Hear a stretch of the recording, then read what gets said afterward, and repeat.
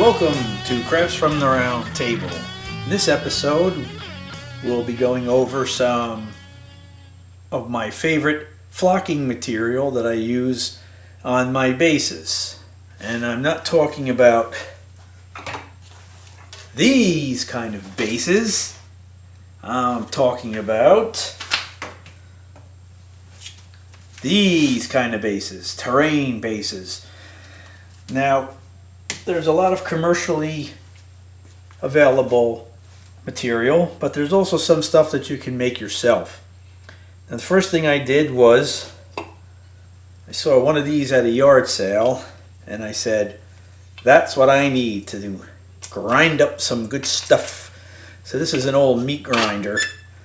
It's got a big number 2 on it. I don't know if that's significant or not. I think it's the size of this area here. And it did come with different size grinding parts. And I found that very useful to grind up regular old leaves from the yard. And they make some pretty good terrain building. Looks like peat moss basically, but this is free pretty much. And we'll do a comparison. We'll lay the stuff out and we'll take a look at how it really looks. But this is ground up leaves. Now, I shouldn't say that this is free. This is a pretty expensive jar right there because these leaves came off my property in New York, and some pretty expensive leaves. The other thing that I do is at work I drink a lot of tea. So during the week I let the tea bags dry out on my side of my desk. Then I bring these home at the end of the week. This is green tea, by the way. I break open the tea bags.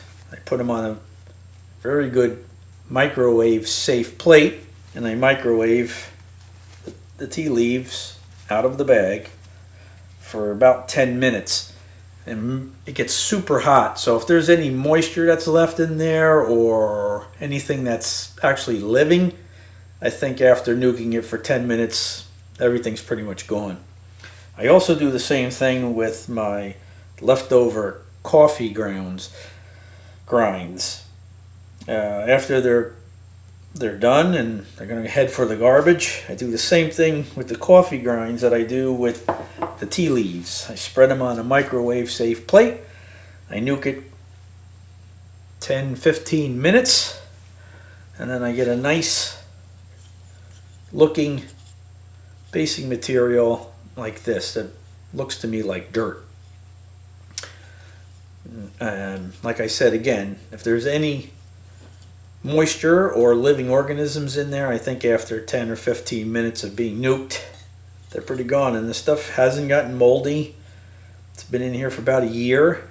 I have no mold. I have no foul odors at all. So a lot of people say you can't use organic material, but I've had pretty good luck with it. Now, the other thing I found interesting was a lot of people and a lot of old timers used to use sawdust on the HO sets.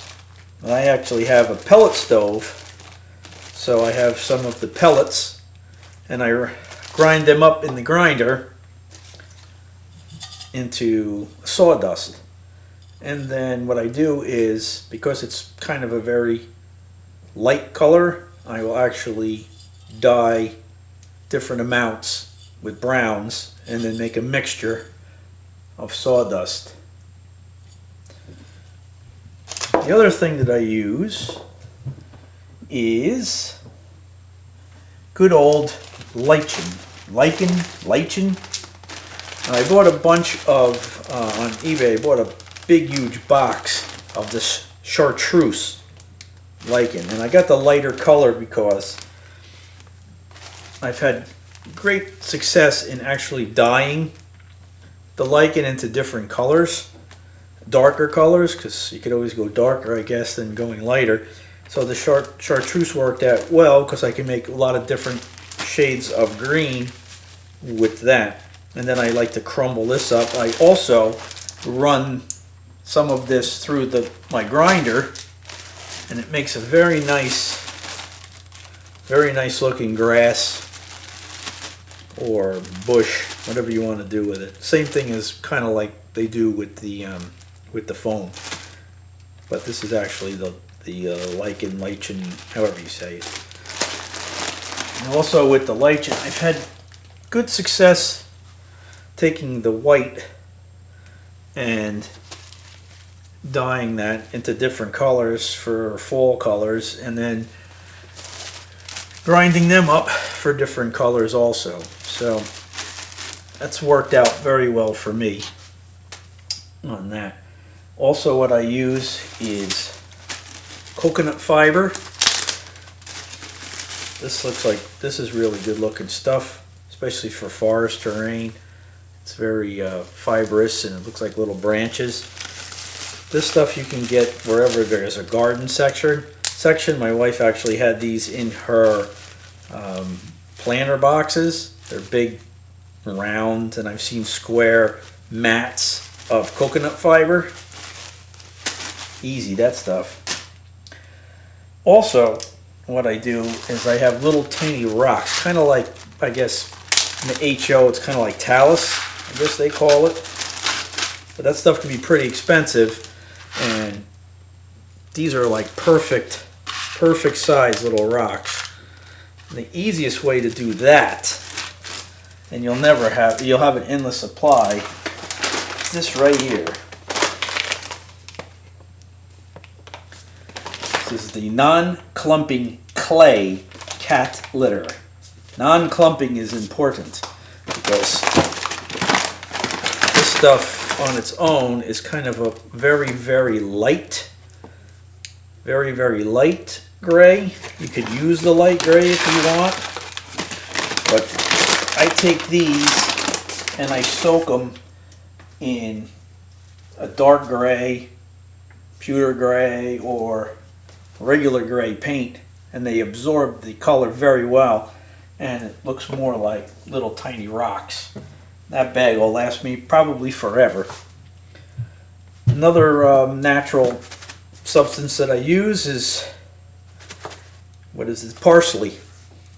This really looks very leafy, so if you're making vines and stuff like that. And again, I've had no problem with this because it's already dried out, and it looks pretty good on vines when you're making vines. And then of course I use my Woodland Scenic products. Now you can grind your own foam, but I found that to be very tedious and time consuming, and for the amount that you get and you pay for, I think it's just easier to buy it already done in the foam form. You know, I use the burnt grass, I use green grass, I use earth blend and green blend. I mean, it's just so much easier this way. This other stuff is just fun to make, easy to make, readily available if you needed it. And that's about what I use. So I will do a nice comparison on the table so we can get to see what each thing looks like up close.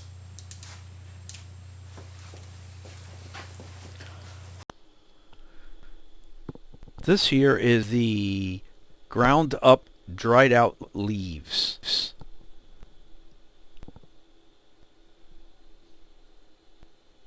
Here we have the ground up wood pellets, and the sawdust is colored a little bit with different color browns.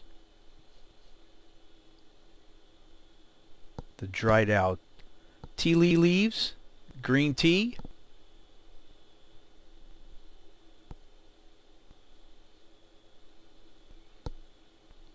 The dried out coffee grinds.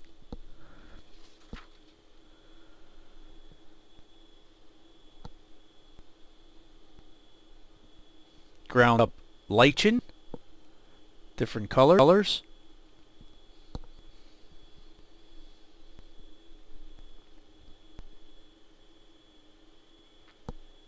Coconut fibers.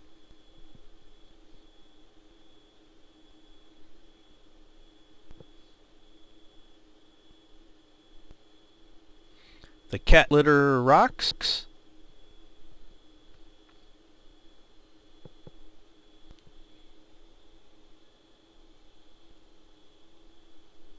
This is the Woodland Scenics Green Blend, Earth Blend, burnt grass, and green grass.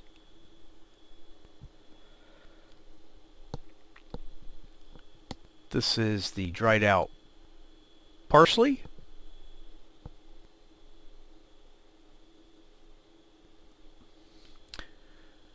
This is some material that I found in floral arrangements. I think it's Spanish moss, and also seen this stuff and this stuff in the craft stores, and it looked pretty neat.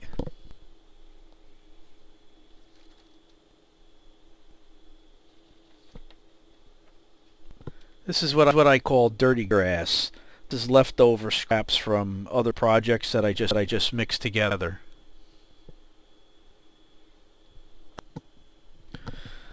And finally, a blend of the wood pellets, coffee grinds, tea leaves, ground leaves, cat litter rocks, and a little bit of the earth blends from Woodland Scenics. Looks great. The possibilities really are limited. There's so much material out there to use. Use your imagination and be safe about it. And we haven't even covered grasses and static grass yet. That's a whole nother episode.